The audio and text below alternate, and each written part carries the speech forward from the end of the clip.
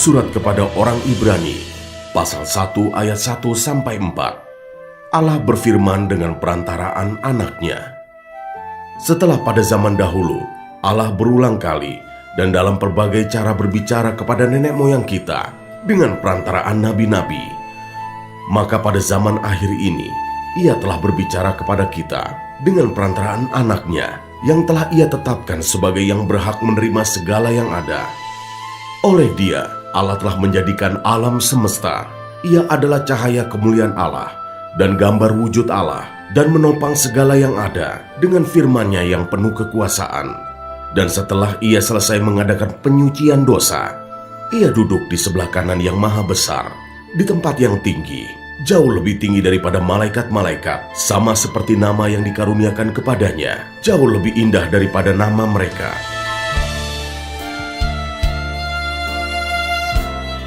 Ayat 5-14. Anak Allah lebih tinggi daripada malaikat-malaikat.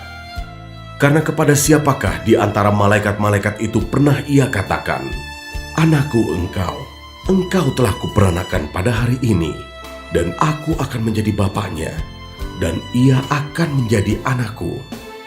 Dan ketika Ia membawa pula anak yang sulung ke dunia, Ia berkata, "Semua malaikat Allah harus menyembah Dia."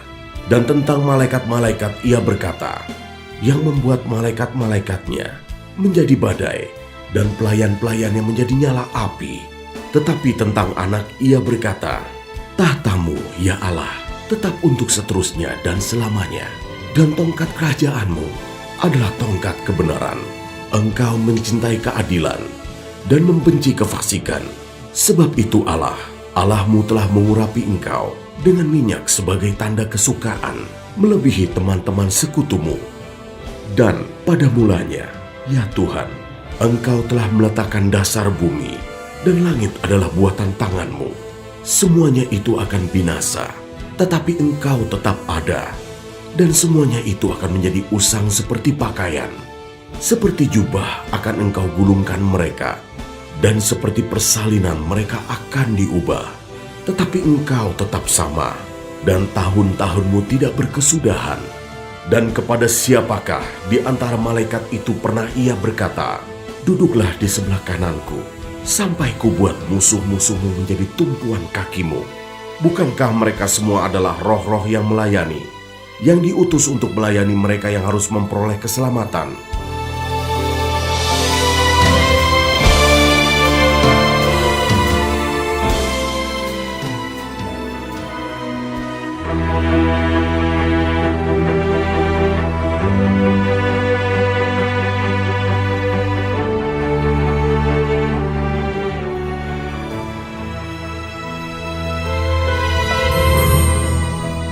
Surat kepada orang Ibrani, pasal 2 ayat 1-4. Keselamatan yang besar.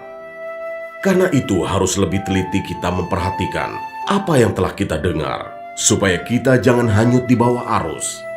Sebab kalau firman yang dikatakan dengan perantaraan malaikat-malaikat tetap berlaku, dan setiap pelanggaran dan ketidaktaatan mendapat balasan yang setimpal, bagaimanakah kita akan luput jikalau kita menyia-nyiakan keselamatan yang sebesar itu, yang mula-mula diberitakan oleh Tuhan dan oleh mereka yang telah mendengarnya kepada kita dengan cara yang dapat dipercayai, sedangkan Allah meneguhkan kesaksian mereka oleh tanda-tanda dan mujizat-mujizat dan oleh berbagai-bagai pernyataan kekuasaan, dan karena Roh Kudus yang dibagi-bagikannya menurut kehendaknya. Ayat 5-18. Yesus seketika lebih rendah daripada malaikat-malaikat. Sebab bukan kepada malaikat-malaikat telah Ia taklukkan dunia yang akan datang. Yang kita bicarakan ini, ada orang yang pernah memberi kesaksian di dalam suatu nas. Katanya, "Apakah manusia sehingga engkau mengingatnya, atau anak manusia sehingga engkau mengindahkannya? Namun engkau telah membuatnya untuk waktu yang singkat, sedikit lebih rendah daripada malaikat-malaikat, dan telah memahkotainya dengan kemuliaan dan hormat. Segala sesuatu telah engkau taklukkan di bawah kakinya. Sebab dalam menaklukkan segala sesuatu kepadanya, tidak ada sesuatu pun yang Ia kecualikan, yang tidak takluk kepadanya. Tetapi sekarang ini belum kita lihat bahwa segala sesuatu telah ditaklukkan kepadanya. Tetapi Dia yang untuk waktu yang singkat dibuat sedikit lebih rendah daripada malaikat-malaikat, yaitu Yesus. Kita lihat yang oleh karena penderitaan maut dimahkotai dengan kemuliaan dan hormat, supaya oleh kasih karunia Allah Ia mengalami maut bagi semua manusia. Sebab memang sesuai dengan keadaan Allah, yang baginya dan olehnya segala sesuatu dijadikan, yaitu Allah yang membawa banyak orang kepada kemuliaan, juga menyempurnakan Yesus yang memimpin mereka kepada keselamatan dengan penderitaan. Sebab Ia yang menguduskan dan mereka yang dikuduskan, mereka semua berasal dari satu. Itulah sebabnya Ia tidak malu menyebut mereka saudara. Katanya, "Aku akan memberitakan namamu kepada saudara-saudaraku dan memuji-muji Engkau di tengah-tengah jemaat. Dan lagi, aku akan menaruh kepercayaan kepadanya.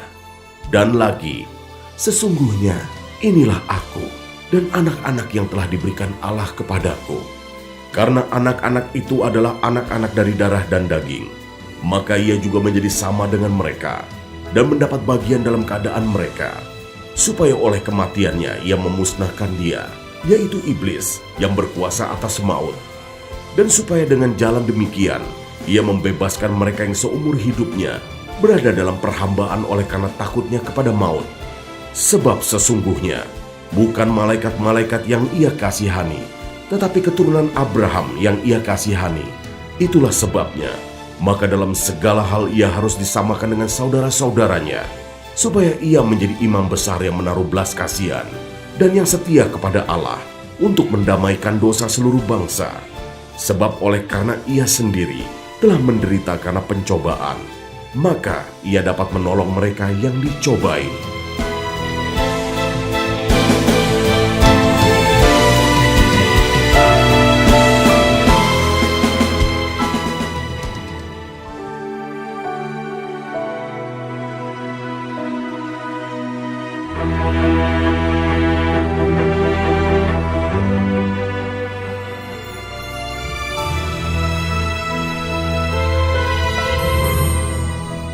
Surat kepada orang Ibrani, pasal 3, ayat 1-6. Yesus lebih tinggi dari Musa. Sebab itu, hai saudara-saudara yang kudus, yang mendapat bagian dalam panggilan sorgawi, pandanglah kepada Rasul dan imam besar yang kita akui, yaitu Yesus, yang setia kepada Dia yang telah menetapkannya, sebagaimana Musa pun setia dalam segenap rumahnya. Sebab Ia dipandang layak mendapat kemuliaan lebih besar daripada Musa, sama seperti ahli bangunan, lebih dihormati daripada rumah yang dibangunnya. Sebab setiap rumah dibangun oleh seorang ahli bangunan, tetapi ahli bangunan segala sesuatu ialah Allah. Dan Musa memang setia dalam segenap rumah Allah sebagai pelayan untuk memberi kesaksian tentang apa yang akan diberitakan kemudian. Tetapi Kristus setia sebagai anak yang mengepalai rumahnya, dan rumahnya ialah kita. Jika kita sampai kepada akhirnya, teguh berpegang pada kepercayaan dan pengharapan yang kita megahkan.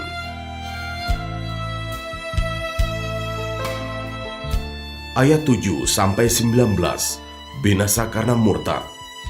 Sebab itu, seperti yang dikatakan Roh Kudus, pada hari ini, jika kamu mendengar suaranya, janganlah keraskan hatimu seperti dalam kegeraman pada waktu pencobaan di padang gurun, di mana nenek moyangmu mencobai aku dengan jalan menguji aku, sekalipun mereka melihat perbuatan-perbuatanku 40 tahun lamanya. Itulah sebabnya aku murka kepada angkatan itu dan berkata, selalu mereka sesat hati dan mereka tidak mengenal jalanku, sehingga aku bersumpah dalam murkaku, mereka takkan masuk ke tempat perhentianku. Waspadalah, hai saudara-saudara, supaya di antara kamu jangan terdapat seorang yang hatinya jahat dan yang tidak percaya oleh karena ia murtad dari Allah yang hidup. Tetapi nasihatilah seorang akan yang lain setiap hari, selama masih dapat dikatakan hari ini, supaya jangan ada di antara kamu yang menjadi tegar hatinya karena tipu daya dosa. Karena kita telah beroleh bagian di dalam Kristus, asal saja kita teguh berpegang sampai kepada akhirnya. pada keyakinan iman kita yang semula. Tetapi apabila pernah dikatakan, pada hari ini, jika kamu mendengar suaranya, janganlah keraskan hatimu seperti dalam kegeraman. Siapakah mereka yang membangkitkan amarah Allah, sekalipun mereka mendengar suaranya? Bukankah mereka semua yang keluar dari Mesir di bawah pimpinan Musa? Dan siapakah yang ia murkai 40 tahun lamanya? Bukankah mereka yang berbuat dosa dan yang mayatnya berkelimpangan di padang gurun? Dan siapakah yang telah ia sumpahi bahwa mereka takkan masuk ke tempat perhentiannya? Bukankah mereka yang tidak taat? Demikianlah kita lihat bahwa mereka tidak dapat masuk oleh karena ketidakpercayaan mereka.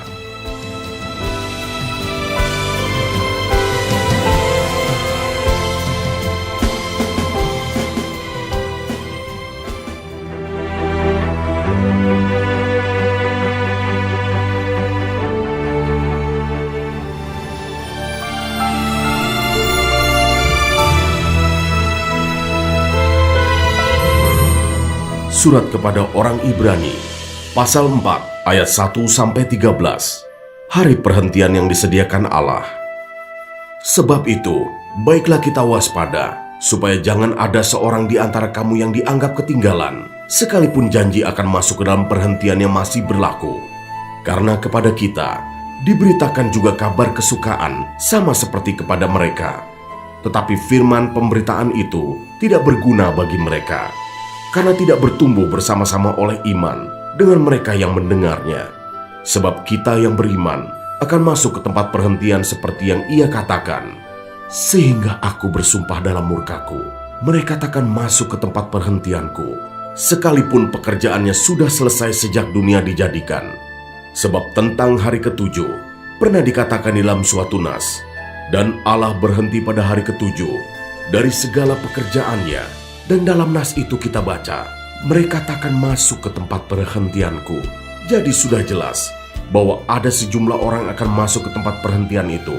Sedangkan mereka yang kepadanya lebih dahulu diberitakan kabar kesukaan itu, tidak masuk karena ketidaktaatan mereka. Sebab itu ia menetapkan pula suatu hari, yaitu hari ini, ketika ia setelah sekian lama berfirman dengan perantaraan Daud, seperti dikatakan di atas, pada hari ini, jika kamu mendengar suaranya, janganlah keraskan hatimu. Sebab, andai kata Yosua telah membawa mereka masuk ke tempat perhentian, pasti Allah tidak akan berkata-kata kemudian tentang suatu hari lain. Jadi masih tersedia suatu hari perhentian, hari ketujuh bagi umat Allah. Sebab barang siapa telah masuk ke tempat perhentiannya, ia sendiri telah berhenti dari segala pekerjaannya, sama seperti Allah berhenti dari pekerjaannya. Karena itu, baiklah kita berusaha untuk masuk ke dalam perhentian itu, supaya jangan seorang pun jatuh karena mengikuti contoh ketidaktaatan itu juga. Sebab firman Allah hidup dan kuat, dan lebih tajam daripada pedang bermata dua manapun. Ia menusuk amat dalam sampai memisahkan jiwa dan roh, sendi-sendi dan sumsum. Ia sanggup membedakan pertimbangan dan pikiran hati kita, dan tidak ada suatu makhluk pun yang tersembunyi di hadapannya. Sebab segala sesuatu telanjang dan terbuka di depan mata Dia, yang kepadanya kita harus memberikan pertanggungan jawab. Ayat 14-16, Yesus sebagai imam besar. Karena kita sekarang mempunyai imam besar agung, yang telah melintasi semua langit, yaitu Yesus, Anak Allah, baiklah kita teguh berpegang pada pengakuan iman kita. Sebab imam besar yang kita punya bukanlah imam besar yang tidak dapat turut merasakan kelemahan-kelemahan kita. Sebaliknya sama dengan kita, ia telah dicobai, hanya tidak berbuat dosa. Sebab itu, marilah kita dengan penuh keberanian menghampiri takhta kasih karunia, supaya kita menerima rahmat dan menemukan kasih karunia untuk mendapat pertolongan kita pada waktunya.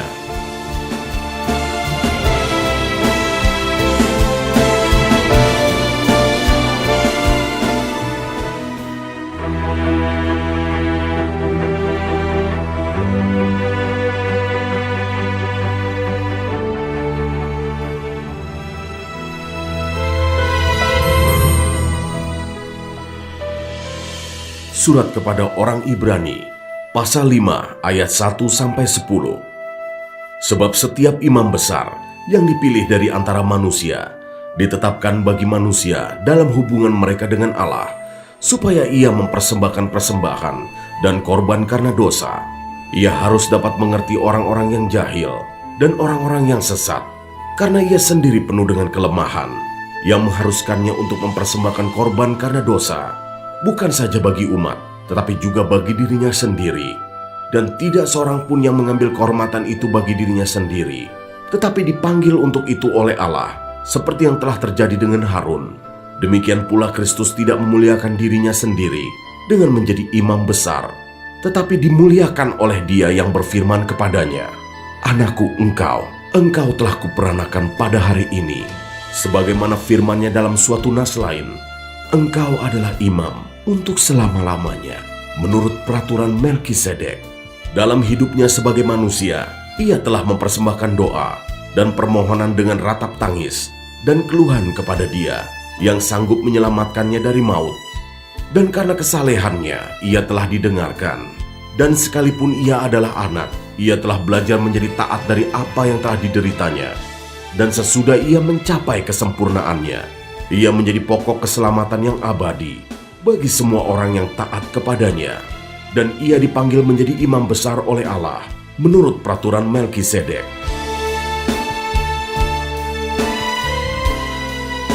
Ayat 11-14, peringatan supaya jangan murtad.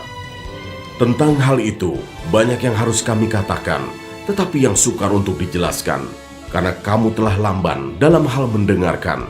Sebab sekalipun kamu ditinjau dari sudut waktu, sudah seharusnya menjadi pengajar.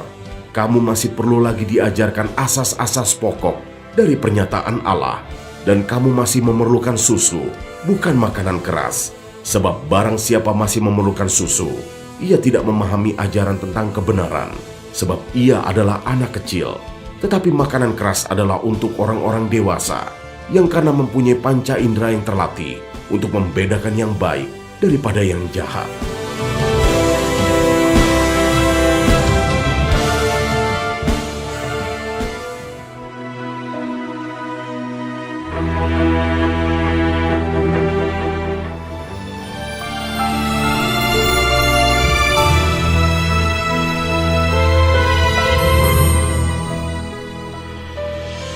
Surat kepada orang Ibrani, pasal 6 ayat 1-8.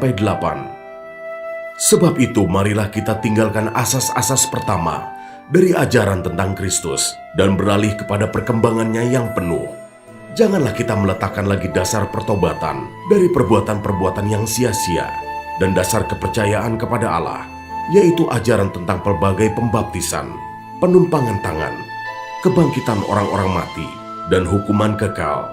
Dan itulah yang akan kita perbuat jika Allah mengizinkannya.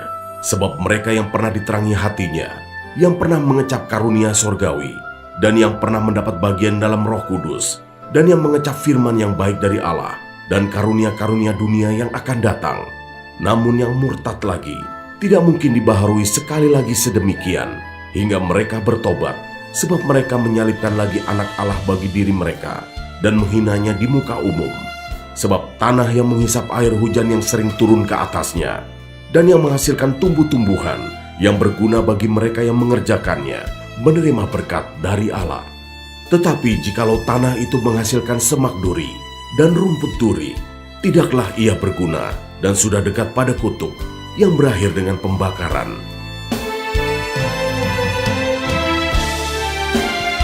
Ayat 9-20, berpegang teguh pada pengharapan. Tetapi hai saudara-saudaraku yang kekasih, sekalipun kami berkata demikian tentang kamu, kami yakin bahwa kamu memiliki sesuatu yang lebih baik yang mengandung keselamatan. Sebab Allah bukan tidak adil, sehingga Ia lupa akan pekerjaanmu dan kasihmu yang kamu tunjukkan terhadap namanya oleh pelayanan kamu kepada orang-orang kudus yang masih kamu lakukan sampai sekarang. Tetapi kami ingin supaya kamu masing-masing menunjukkan kesungguhan yang sama untuk menjadikan pengharapanmu suatu milik yang pasti sampai pada akhirnya, agar kamu jangan menjadi lamban, tetapi menjadi penurut-penurut mereka yang oleh iman dan kesabaran mendapat bagian dalam apa yang dijanjikan Allah. Sebab ketika Allah memberikan janjinya kepada Abraham, ia bersumpah demi dirinya sendiri, karena tidak ada orang yang lebih tinggi daripadanya. Katanya, "Sesungguhnya aku akan memberkati engkau berlimpah-limpah dan akan membuat engkau sangat banyak." Abraham menanti dengan sabar, dan dengan demikian ia memperoleh apa yang dijanjikan kepadanya. Sebab manusia bersumpah demi orang yang lebih tinggi, dan sumpah itu menjadi suatu pengokohan baginya yang mengakhiri segala bantahan. Karena itu, untuk lebih meyakinkan mereka yang berhak menerima janji itu akan kepastian putusannya, Allah telah mengikat dirinya dengan sumpah, supaya oleh dua kenyataan yang tidak berubah-ubah tentang mana Allah tidak mungkin berdusta, kita yang mencari perlindungan beroleh dorongan yang kuat untuk menjangkau pengharapan yang terletak di depan kita. Pengharapan itu adalah sauh yang kuat dan aman bagi jiwa kita yang telah dilabuhkan sampai ke belakang tabir, di mana Yesus telah masuk sebagai perintis bagi kita ketika ia, menurut peraturan Melkisedek, menjadi imam besar sampai selama-lamanya.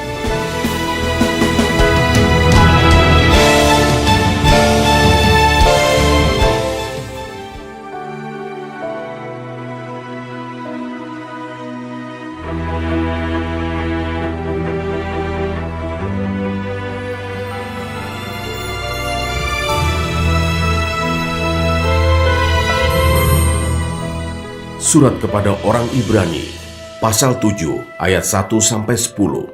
Kristus dan Melkisedek. Sebab Melkisedek adalah Raja Salem dan Imam Allah yang Maha Tinggi.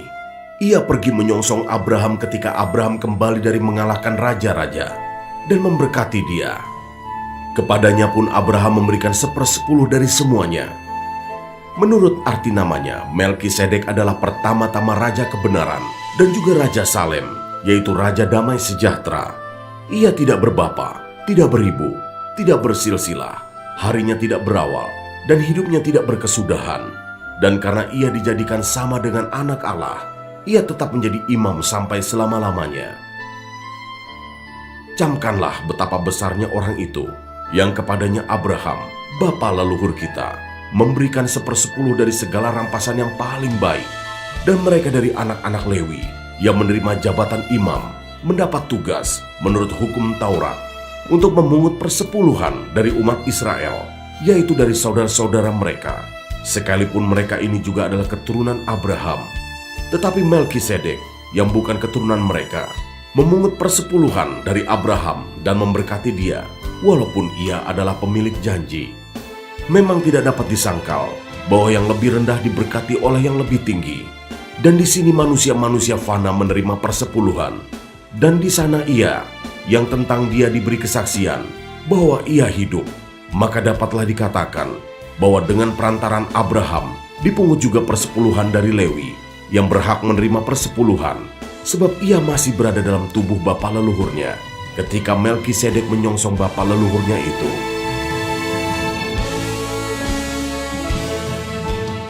Ayat 11-28. Kristus adalah imam yang lebih tinggi daripada Harun. Karena itu, andai kata oleh imamat Lewi telah tercapai kesempurnaan, sebab karena imamat itu, umat Israel telah menerima Taurat. Apakah sebabnya masih perlu seorang lain ditetapkan menjadi imam besar menurut peraturan Melkisedek, dan yang tentang dia tidak dikatakan menurut peraturan Harun? Sebab jikalau imamat berubah, dengan sendirinya akan berubah pula hukum Taurat itu. Sebab ia yang dimaksudkan di sini termasuk suku lain. Dari suku ini tidak ada seorang pun yang pernah melayani di mezbah. Sebab telah diketahui semua orang bahwa Tuhan kita berasal dari suku Yehuda. Dan mengenai suku itu, Musa tidak pernah mengatakan suatu apapun tentang imam-imam. Dan hal itu jauh lebih nyata lagi jikalau ditetapkan seorang imam lain menurut cara Melkisedek, yang menjadi imam bukan berdasarkan peraturan-peraturan manusia, tetapi berdasarkan hidup yang tidak dapat binasa. Sebab tentang dia diberi kesaksian, engkau adalah imam untuk selama-lamanya, menurut peraturan Melkisedek. Memang suatu hukum yang dikeluarkan dahulu dibatalkan, kalau hukum itu tidak mempunyai kekuatan, dan karena itu tidak berguna. Sebab hukum Taurat sama sekali tidak membawa kesempurnaan, tetapi sekarang ditimbulkan pengharapan yang lebih baik, yang mendekatkan kita kepada Allah. Dan sama seperti hal ini tidak terjadi tanpa sumpah. Memang mereka telah menjadi imam tanpa sumpah, tetapi ia dengan sumpah diucapkan oleh Dia yang berfirman kepadanya, Tuhan telah bersumpah, dan ia tidak akan menyesal. Engkau adalah imam untuk selama-lamanya. Demikian pula Yesus adalah jaminan dari suatu perjanjian yang lebih kuat. Dan dalam jumlah yang besar mereka telah menjadi imam, karena mereka dicegah oleh maut untuk tetap menjabat imam. Tetapi karena ia tetap selama-lamanya, imamatnya tidak dapat beralih kepada orang lain.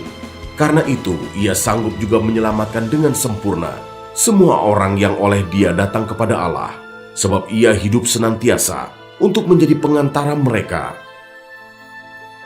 Sebab imam besar yang demikianlah yang kita perlukan, yaitu yang saleh, tanpa salah, tanpa noda, yang terpisah dari orang-orang berdosa, dan lebih tinggi daripada tingkat-tingkat sorga, yang tidak seperti imam-imam besar lain, yang setiap hari harus mempersembahkan korban untuk dosanya sendiri, dan sesudah itu barulah untuk dosa umatnya, sebab hal itu telah dilakukannya satu kali untuk selama-lamanya, ketika ia mempersembahkan dirinya sendiri sebagai korban.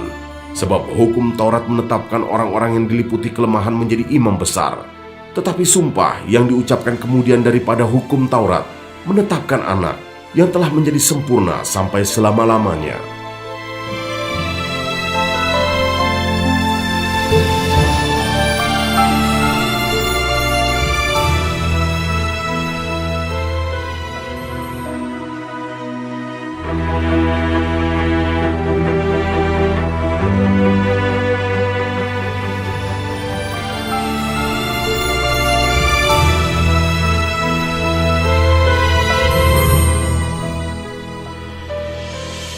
Surat kepada orang Ibrani, pasal 8, ayat 1-13, Imam Besar Perjanjian Baru.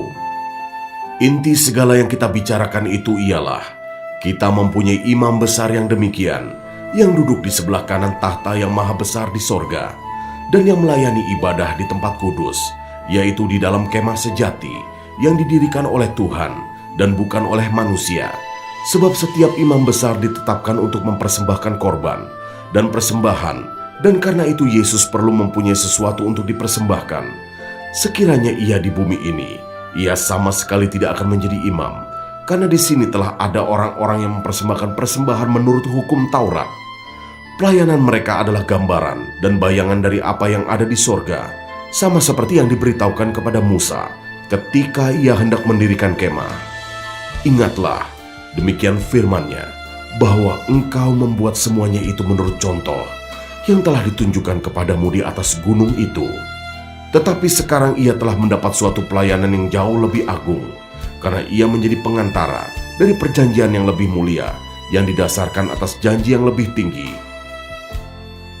Sebab sekiranya perjanjian yang pertama itu tidak bercacat, tidak akan dicari lagi tempat untuk yang kedua, sebab ia menegur mereka ketika ia berkata, sesungguhnya akan datang waktunya, demikianlah firman Tuhan, aku akan mengadakan perjanjian baru dengan kaum Israel dan dengan kaum Yehuda, bukan seperti perjanjian yang telah kuadakan dengan nenek moyang mereka, pada waktu aku memegang tangan mereka untuk membawa mereka keluar dari tanah Mesir, sebab mereka tidak setia kepada perjanjianku, dan aku menolak mereka. Demikianlah firman Tuhan. Maka inilah perjanjian yang kuadakan dengan kaum Israel. Sesudah waktu itu, demikianlah firman Tuhan, aku akan menaruh hukumku dalam akal budi mereka, dan menuliskannya dalam hati mereka. Maka aku akan menjadi Allah mereka, dan mereka akan menjadi umatku. Dan mereka tidak akan mengajar lagi sesama warganya, atau sesama saudaranya dengan mengatakan, kenalah Tuhan, sebab mereka semua, besar kecil, akan mengenal aku, sebab aku akan menaruh belas kasihan terhadap kesalahan mereka, dan tidak lagi mengingat dosa-dosa mereka.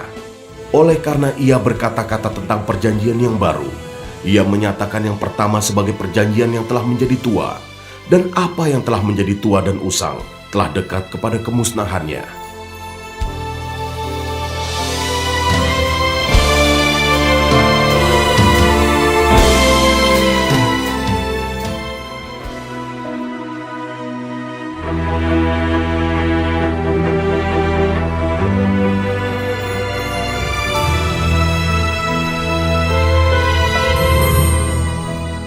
Surat kepada orang Ibrani, pasal 9, ayat 1-10.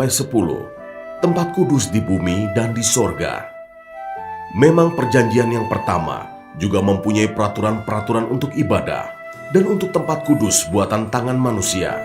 Sebab ada dipersiapkan suatu kemah, yaitu bagian yang paling depan, dan di situ terdapat kaki dian dan meja dengan roti sajian. Bagian ini disebut tempat yang kudus. Di belakang tirai yang kedua, terdapat suatu kemah lagi yang disebut tempat yang maha kudus. Di situ terdapat mezbah pembakaran ukupan dari emas dan tabut perjanjian yang seluruhnya disalut dengan emas. Di dalam tabut perjanjian itu tersimpan buli-buli emas berisi mana, tongkat Harun yang pernah bertunas, dan loh-loh batu yang bertuliskan perjanjian. Dan di atasnya kedua kerup kemuliaan yang menaungi tutup pendamaian. Tetapi hal ini tidak dapat kita bicarakan sekarang secara terperinci. Demikianlah caranya tempat yang kudus itu diatur. Maka imam-imam senantiasa masuk ke dalam kemah yang paling depan itu untuk melakukan ibadah mereka. Tetapi ke dalam kemah yang kedua, hanya imam besar saja yang masuk sekali setahun, dan harus dengan darah yang ia persembahkan karena dirinya sendiri, dan karena pelanggaran-pelanggaran yang dibuat oleh umatnya dengan tidak sadar. Dengan ini Roh Kudus menyatakan bahwa jalan ke tempat yang kudus itu belum terbuka selama kemah yang pertama itu masih ada. Itu adalah kiasan masa sekarang. Sesuai dengan itu dipersembahkan korban dan persembahan yang tidak dapat menyempurnakan mereka yang mempersembahkannya menurut hati nurani mereka. Karena semuanya itu, di samping makanan minuman dan berbagai macam pembasuhan, hanyalah peraturan-peraturan untuk hidup insani yang hanya berlaku sampai tibanya waktu pembaharuan.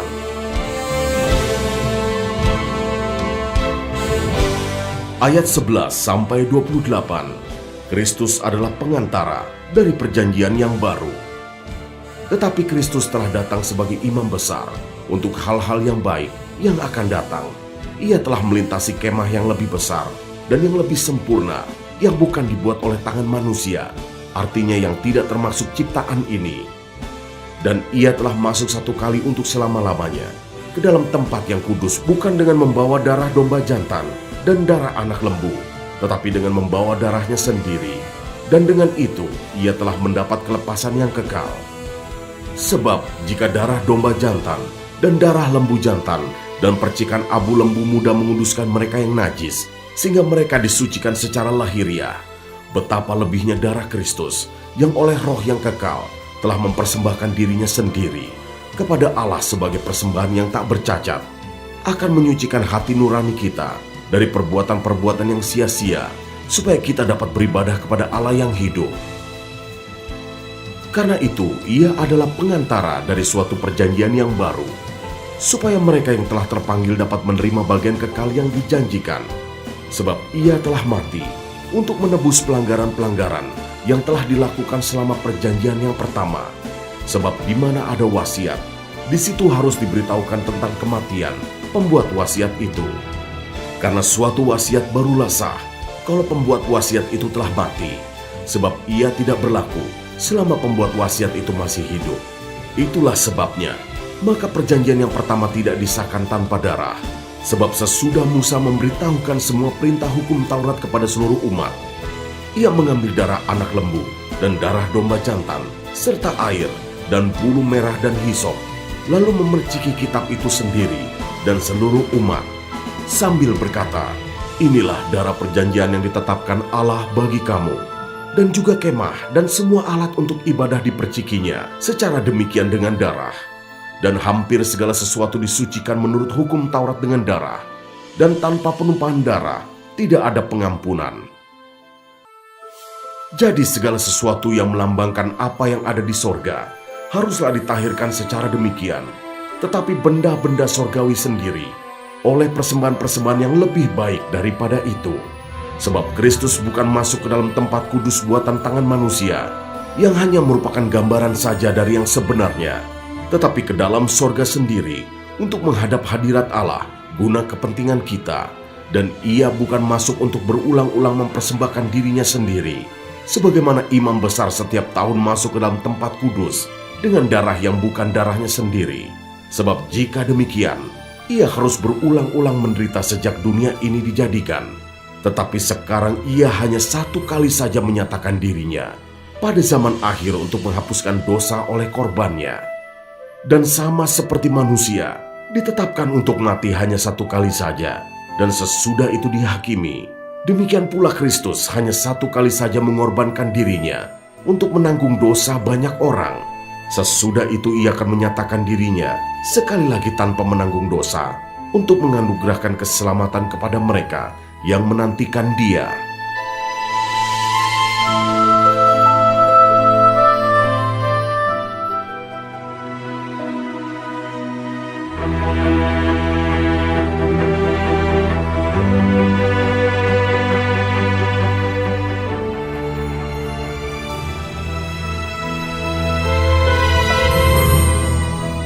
Surat kepada orang Ibrani, pasal 10, ayat 1-18, persembahan yang sempurna. Di dalam hukum Taurat, hanya terdapat bayangan saja dari keselamatan yang akan datang, dan bukan hakikat dari keselamatan itu sendiri. Karena itu dengan korban yang sama, yang setiap tahun terus-menerus dipersembahkan, hukum Taurat tidak mungkin menyempurnakan mereka yang datang mengambil bagian di dalamnya. Sebab jika hal itu mungkin, pasti orang tidak mempersembahkan korban lagi, sebab mereka yang melakukan ibadah itu tidak sadar lagi akan dosa setelah disucikan sekali untuk selama-lamanya. Tetapi justru oleh korban-korban itu, setiap tahun orang diperingatkan akan adanya dosa, sebab tidak mungkin darah lembu jantan atau darah domba jantan menghapuskan dosa. Karena itu, ketika ia masuk ke dunia, ia berkata, "Korban dan persembahan tidak engkau kehendaki, tetapi engkau telah menyediakan tubuh bagiku. Kepada korban bakaran dan korban penghapus dosa, engkau tidak berkenan." Lalu aku berkata, "Sungguh, aku datang. Dalam gulungan kitab ada tertulis tentang aku, untuk melakukan kehendak-Mu, ya Allahku." Di atas ia berkata, "Korban dan persembahan, korban bakaran, dan korban penghapus dosa tidak engkau kehendaki dan engkau tidak berkenan kepadanya." Meskipun dipersembahkan menurut hukum Taurat, dan kemudian katanya, "Sungguh, aku datang untuk melakukan kehendak-Mu." Yang pertama ia hapuskan, supaya menegakkan yang kedua, dan karena kehendaknya inilah, kita telah dikuduskan satu kali untuk selama-lamanya, oleh persembahan tubuh Yesus Kristus. Selanjutnya setiap imam melakukan tiap-tiap hari pelayanannya, dan berulang-ulang mempersembahkan korban yang sama sekali tidak dapat menghapuskan dosa. Tetapi ia, setelah mempersembahkan hanya satu korban saja karena dosa, ia duduk untuk selama-lamanya di sebelah kanan Allah. Dan sekarang ia hanya menantikan saatnya, di mana musuh-musuhnya akan dijadikan tumpuan kakinya. Sebab oleh satu korban saja, ia telah menyempurnakan untuk selama-lamanya mereka yang ia kuduskan. Dan tentang hal itu, Roh Kudus juga memberi kesaksian kepada kita. Sebab setelah ia berfirman, "Inilah perjanjian yang akan kuadakan dengan mereka sesudah waktu itu." Ia berfirman pula, "Aku akan menaruh hukumku di dalam hati mereka dan menuliskannya dalam akal budi mereka. Dan aku tidak lagi mengingat dosa-dosa dan kesalahan mereka." Jadi apabila untuk semuanya itu ada pengampunan, tidak perlu lagi dipersembahkan korban karena dosa.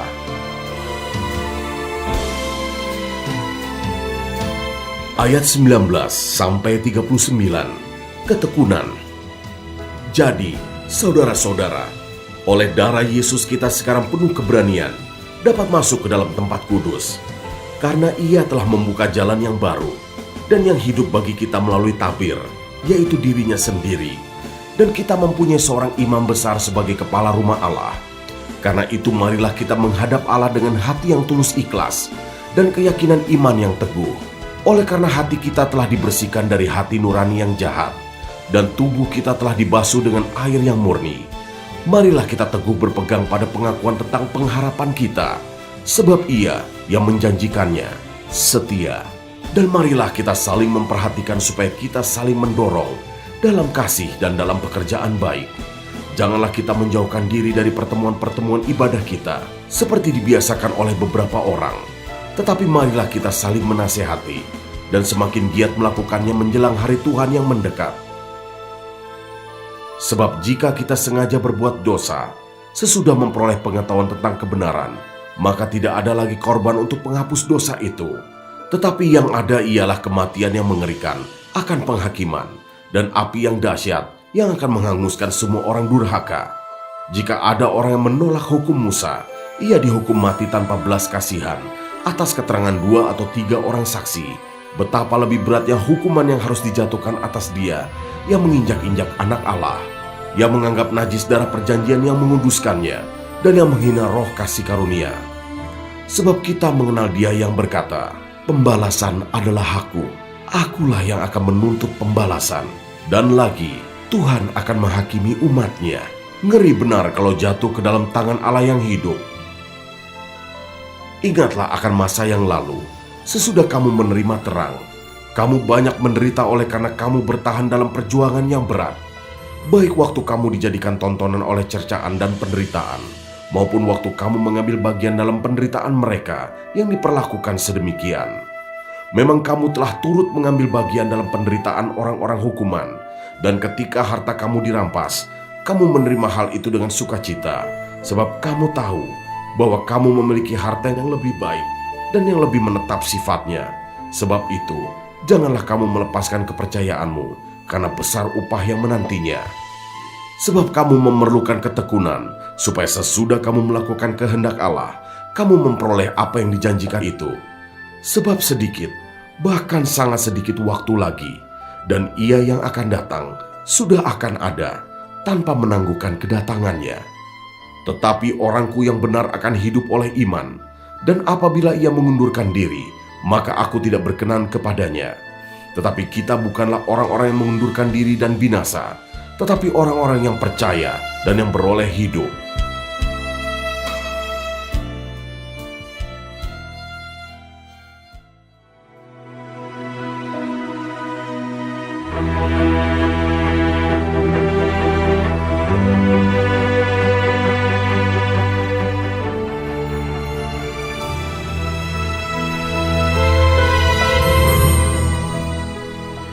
Surat kepada orang Ibrani, pasal 11 ayat 1-40. Saksi-saksi iman. Iman adalah dasar dari segala sesuatu yang kita harapkan dan bukti dari segala sesuatu yang tidak kita lihat. Sebab oleh imanlah telah diberikan kesaksian kepada nenek moyang kita. Karena iman kita mengerti bahwa alam semesta telah dijadikan oleh firman Allah, sehingga apa yang kita lihat telah terjadi dari apa yang tidak dapat kita lihat. Karena iman, Habel telah mempersembahkan kepada Allah korban yang lebih baik daripada korban Kain. Dengan jalan itu, ia memperoleh kesaksian kepadanya bahwa ia benar, karena Allah berkenan akan persembahannya itu, dan karena iman ia masih berbicara sesudah ia mati. Karena iman Henokh terangkat, supaya ia tidak mengalami kematian, dan ia tidak ditemukan, karena Allah telah mengangkatnya. Sebab sebelum ia terangkat, ia memperoleh kesaksian bahwa ia berkenan kepada Allah. Tetapi tanpa iman tidak mungkin orang berkenan kepada Allah. Sebab barang siapa berpaling kepada Allah, ia harus percaya bahwa Allah ada, dan bahwa Allah memberi upah kepada orang yang sungguh-sungguh mencari Dia. Karena iman, maka Nuh dengan petunjuk Allah tentang sesuatu yang belum kelihatan, dengan taat mempersiapkan bahtera untuk menyelamatkan keluarganya. Dan karena iman itu, ia menghukum dunia, dan ia ditentukan untuk menerima kebenaran sesuai dengan imannya. Karena iman Abraham taat ketika ia dipanggil untuk berangkat ke negeri yang akan diterimanya menjadi milik pusakanya. Lalu ia berangkat dengan tidak mengetahui tempat yang ia tujui. Karena iman ia diam di tanah yang dijanjikan itu seolah-olah di suatu tanah asing. Dan di situ ia tinggal di kemah dengan Ishak dan Yakub, yang turut menjadi ahli waris janji yang satu itu. Sebab ia menanti-nantikan kota yang mempunyai dasar, yang direncanakan dan dibangun oleh Allah. Karena iman ia juga dan Sarah beroleh kekuatan untuk menurunkan anak cucu, walaupun usianya sudah lewat. Karena ia menganggap Dia yang memberikan janji itu setia. Itulah sebabnya, maka dari satu orang, Malahan orang yang telah mati pucuk, terpancar keturunan besar, seperti bintang di langit, dan seperti pasir di tepi laut, yang tidak terhitung banyaknya. Dalam iman, mereka semua ini telah mati sebagai orang-orang yang tidak memperoleh apa yang dijanjikan itu, tetapi yang hanya dari jauh melihatnya, dan melambai-lambai kepadanya, dan yang mengakui bahwa mereka adalah orang asing dan pendatang di bumi ini. Sebab mereka yang berkata demikian menyatakan bahwa mereka dengan rindu mencari suatu tanah air.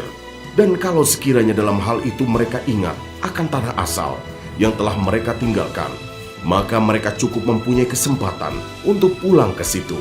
Tetapi sekarang mereka merindukan tanah air yang lebih baik, yaitu satu tanah air sorgawi. Sebab itu Allah tidak malu disebut Allah mereka, karena Ia telah mempersiapkan sebuah kota bagi mereka. Karena iman, maka Abraham tatkala ia dicobai mempersembahkan Ishak. Ia yang telah menerima janji itu rela mempersembahkan anaknya yang tunggal, walaupun kepadanya telah dikatakan, keturunan yang berasal dari Ishaklah yang akan disebut keturunanmu. Karena ia berpikir bahwa Allah berkuasa membangkitkan orang-orang sekalipun dari antara orang mati, dan dari sana ia seakan-akan telah menerimanya kembali. Karena iman, maka Ishak sambil memandang jauh ke depan, memberikan berkatnya kepada Yakub dan Esau. Karena iman, maka Yakub ketika hampir waktunya akan mati, memberkati kedua anak Yusuf, lalu menyembah sambil bersandar pada kepala tongkatnya. Karena iman, maka Yusuf menjelang matinya, memberitakan tentang keluarnya orang-orang Israel, dan memberi pesan tentang tulang belulangnya. Karena iman, maka Musa setelah ia lahir disembunyikan selama 3 bulan oleh orang tuanya, karena mereka melihat bahwa anak itu elok rupanya, dan mereka tidak takut akan perintah raja. Karena iman, maka Musa setelah dewasa menolak disebut anak putri Firaun, karena ia lebih suka menderita sengsara dengan umat Allah daripada untuk sementara menikmati kesenangan dari dosa. Ia menganggap penghinaan karena Kristus sebagai kekayaan yang lebih besar daripada semua harta Mesir, sebab pandangannya ia arahkan kepada upah. Karena iman, maka ia telah meninggalkan Mesir dengan tidak takut akan murka raja. Ia bertahan sama seperti ia melihat apa yang tidak kelihatan. Karena iman, maka ia mengadakan Paskah dan pemercikan darah, supaya pembinasa anak-anak sulung jangan menyentuh mereka. Karena iman, maka mereka telah melintasi Laut Merah, sama seperti melintasi tanah kering, sedangkan orang-orang Mesir tenggelam ketika mereka mencobanya juga. Karena iman, maka runtuhlah tembok-tembok Yeriko setelah kota itu dikelilingi 7 hari lamanya. Karena iman, maka Rahab, perempuan sundal itu, tidak turut binasa bersama-sama dengan orang-orang durhaka, karena ia telah menyambut pengintai-pengintai itu dengan baik. Dan apakah lagi yang harus aku sebut? Sebab aku akan kekurangan waktu. Apabila aku hendak menceritakan tentang Gideon, Barak, Simson, Yefta, Daud dan Samuel dan para nabi, yang karena iman telah menaklukkan kerajaan-kerajaan, mengamalkan kebenaran, memperoleh apa yang dijanjikan, menutup mulut singa-singa, memadamkan api yang dahsyat. Mereka telah luput dari mata pedang, telah beroleh kekuatan dalam kelemahan, telah menjadi kuat dalam peperangan, dan telah memukul mundur pasukan-pasukan tentara asing. Ibu-ibu telah menerima kembali orang-orang yang telah mati, sebab dibangkitkan. Tetapi orang-orang lain membiarkan dirinya disiksa dan tidak mau menerima pembebasan, supaya mereka beroleh kebangkitan yang lebih baik. Ada pula yang diejek dan didera, bahkan yang dibelenggu dan dipenjarakan. Mereka dilempari, digergaji, dibunuh dengan pedang. Mereka mengembara dengan berpakaian kulit domba dan kulit kambing sambil menderita kekurangan, kesesakan dan siksaan. Dunia ini tidak layak bagi mereka. Mereka mengembara di padang gurun dan di pegunungan, dalam gua-gua dan celah-celah gunung.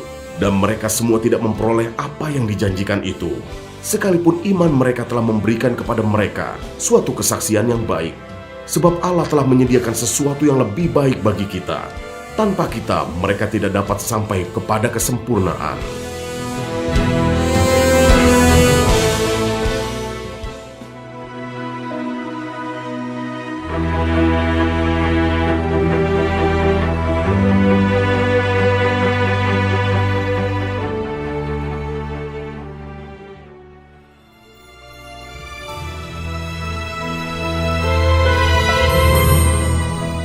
Surat kepada orang Ibrani, pasal 12 ayat 1-17.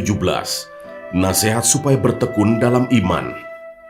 Karena kita mempunyai banyak saksi, bagaikan awan yang mengelilingi kita, marilah kita menanggalkan semua beban dan dosa yang begitu merintangi kita, dan berlomba dengan tekun dalam perlombaan yang diwajibkan bagi kita. Marilah kita melakukannya dengan mata yang tertuju kepada Yesus, yang memimpin kita dalam iman, dan yang membawa iman kita itu kepada kesempurnaan, yang dengan mengabaikan kehinaan, tekun memikul salib, ganti sukacita yang disediakan bagi Dia, yang sekarang duduk di sebelah kanan tahta Allah. Ingatlah selalu akan Dia, yang tekun menanggung bantahan yang sehebat itu terhadap dirinya, dari pihak orang-orang berdosa, supaya jangan kamu menjadi lemah dan putus asa. Dalam pergumulan kamu melawan dosa, kamu belum sampai mencucurkan darah, dan sudah lupakah kamu akan nasihat yang berbicara kepada kamu, seperti kepada anak-anak? Hai anakku, janganlah anggap enteng didikan Tuhan, dan janganlah putus asa apabila engkau diperingatkannya. Karena Tuhan menghajar orang yang dikasihinya, dan Ia menyesah orang yang diakuinya sebagai anak.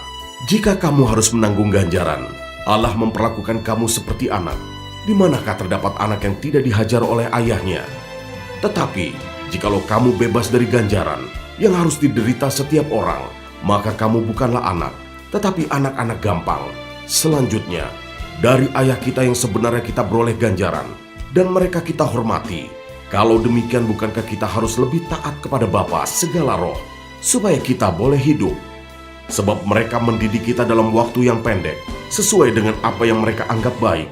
Tetapi Dia menghajar kita untuk kebaikan kita, supaya kita beroleh bagian dalam kekudusannya. Memang tiap-tiap ganjaran pada waktu ia diberikan tidak mendatangkan sukacita, tetapi duka cita. Tetapi kemudian ia menghasilkan buah kebenaran yang memberikan damai kepada mereka yang dilatih olehnya. Sebab itu, kuatkanlah tangan yang lemah dan lutut yang goyah, dan luruskanlah jalan bagi kakimu, sehingga yang pincang jangan terplecok, tetapi menjadi sembuh. Berusahalah hidup damai dengan semua orang, dan kejarlah kekudusan, sebab tanpa kekudusan, tidak seorang pun akan melihat Tuhan. Jagalah supaya jangan ada seorang pun menjauhkan diri dari kasih karunia Allah, agar jangan tumbuh akar yang pahit, yang menimbulkan kerusuhan, dan yang mencemarkan banyak orang. Janganlah ada orang yang menjadi cabul, atau yang mempunyai nafsu yang rendah seperti Esau, yang menjual hak kesulungannya untuk sepiring makanan. Sebab kamu tahu bahwa kemudian ketika ia hendak menerima berkat itu, ia ditolak, sebab ia tidak beroleh kesempatan untuk memperbaiki kesalahannya, sekalipun ia mencarinya dengan mencucurkan air mata.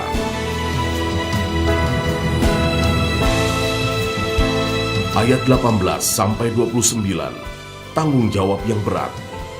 Sebab kamu tidak datang kepada gunung yang dapat disentuh, dan api yang menyala-nyala, kepada kekelaman, kegelapan, dan angin badai, kepada bunyi sangkakala, dan bunyi suara yang membuat mereka yang mendengarnya memohon, supaya jangan lagi berbicara kepada mereka, sebab mereka tidak tahan mendengar perintah ini. Bahkan jika binatang pun yang menyentuh gunung, ia harus dilempari dengan batu. Dan sangat mengerikan pemandangan itu, sehingga Musa berkata, "Aku sangat ketakutan dan sangat gemetar." Tetapi kamu sudah datang ke Bukit Sion, ke kota Allah yang hidup, Yerusalem sorgawi, dan kepada beribu-ribu malaikat, suatu kumpulan yang meriah, dan kepada jemaat anak-anak sulung yang namanya terdaftar di sorga, dan kepada Allah yang menghakimi semua orang, dan kepada roh-roh orang-orang benar yang telah menjadi sempurna, dan kepada Yesus, pengantara perjanjian baru, dan kepada darah pemercikan yang berbicara lebih kuat daripada darah Habel. Jagalah supaya kamu jangan menolak Dia yang berfirman. Sebab jikalau mereka yang menolak Dia yang menyampaikan firman Allah di bumi tidak luput, apalagi kita, jika kita berpaling dari Dia yang berbicara dari sorga.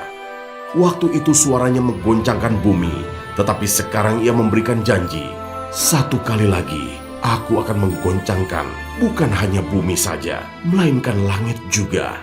Ungkapan satu kali lagi menunjuk kepada perubahan pada apa yang dapat digoncangkan, karena Ia dijadikan supaya tinggal tetap apa yang tidak tergoncangkan. Jadi, karena kita menerima kerajaan yang tidak tergoncangkan, Marilah kita mengucap syukur dan beribadah kepada Allah menurut cara yang berkenan kepadanya dengan hormat dan takut, sebab Allah kita adalah api yang menghanguskan.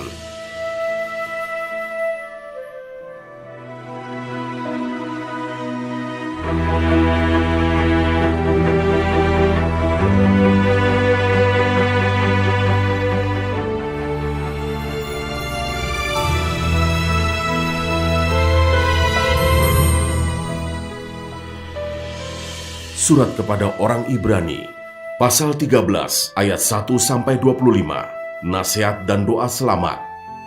Peliharalah kasih persaudaraan. Jangan kamu lupa memberi tumpangan kepada orang, sebab dengan berbuat demikian, beberapa orang dengan tidak diketahuinya telah menjamu malaikat-malaikat. Ingatlah akan orang-orang hukuman, karena kamu sendiri juga adalah orang-orang hukuman. Dan ingatlah akan orang-orang yang diperlakukan sewenang-wenang, karena kamu sendiri juga masih hidup di dunia ini. Hendaklah kamu semua penuh hormat terhadap perkawinan, dan janganlah kamu mencemarkan tempat tidur, sebab orang-orang sundal dan pezinah akan dihakimi Allah. Janganlah kamu menjadi hamba uang, dan cukupkanlah dirimu dengan apa yang ada padamu, karena Allah telah berfirman, "Aku sekali-kali tidak akan membiarkan engkau, dan aku sekali-kali tidak akan meninggalkan engkau." Sebab itu dengan yakin kita dapat berkata, "Tuhan adalah penolongku, aku tidak akan takut. Apakah yang dapat dilakukan manusia terhadap aku?" Ingatlah akan pemimpin-pemimpin kamu yang telah menyampaikan firman Allah kepadamu. Perhatikanlah akhir hidup mereka, dan contohlah iman mereka. Yesus Kristus tetap sama, baik kemarin maupun hari ini, dan sampai selama-lamanya. Janganlah kamu disesatkan oleh berbagai-bagai ajaran asing, sebab yang baik ialah bahwa hati kamu diperkuat dengan kasih karunia, dan bukan dengan berbagai makanan yang tidak memberi faedah kepada mereka yang menuruti aturan-aturan makanan macam itu. Kita mempunyai suatu mezbah, dan orang-orang yang melayani kemah tidak boleh makan dari apa yang di dalamnya, karena tubuh binatang-binatang yang darahnya dibawa masuk ke tempat kudus oleh imam besar sebagai korban penghapus dosa, dibakar di luar perkemahan. Itu jugalah sebabnya Yesus telah menderita di luar pintu gerbang untuk memunduskan umatnya dengan darahnya sendiri. Karena itu marilah kita pergi kepadanya di luar perkemahan dan menanggung kehinaannya. Sebab di sini kita tidak mempunyai tempat tinggal yang tetap, kita mencari kota yang akan datang. Sebab itu marilah kita oleh Dia senantiasa mempersembahkan korban syukur kepada Allah, yaitu ucapan bibir yang memuliakan namanya. Dan janganlah kamu lupa berbuat baik dan memberi bantuan, sebab korban-korban yang demikianlah yang berkenan kepada Allah. Taatilah pemimpin-pemimpinmu dan tunduklah kepada mereka, sebab mereka berjaga-jaga atas jiwamu, sebagai orang-orang yang harus bertanggung jawab atasnya. Dengan jalan itu, mereka akan melakukannya dengan gembira, bukan dengan keluh kesah, sebab hal itu tidak akan membawa keuntungan bagimu. Berdoalah terus untuk kami, sebab kami yakin bahwa hati nurani kami adalah baik, karena di dalam segala hal kami menginginkan suatu hidup yang baik. Dan secara khusus aku menasihatkan kamu, agar kamu melakukannya, supaya aku lebih lekas dikembalikan kepada kamu. Maka Allah damai sejahtera, yang oleh darah perjanjian yang kekal, telah membawa kembali dari antara orang mati, Gembala Agung segala domba, yaitu Yesus Tuhan kita, kiranya memperlengkapi kamu dengan segala yang baik, untuk melakukan kehendak-Nya, dan mengerjakan di dalam kita apa yang berkenan kepadanya, oleh Yesus Kristus. Bagi Dialah kemuliaan sampai selama-lamanya. Amin. Dan aku menasihatkan kamu, saudara-saudara, supaya kata-kata nasihat ini kamu sambut dengan rela hati, sekalipun pendek saja suratku ini kepada kamu. Ketahuilah bahwa Timotius saudara kita telah berangkat. Segera sesudah ia datang, aku akan mengunjungi kamu bersama-sama dengan dia. Sampaikanlah salam kepada semua pemimpin kamu dan semua orang kudus. Terimalah salam dari saudara-saudara di Italia. Kasih karunia menyertai kamu sekalian.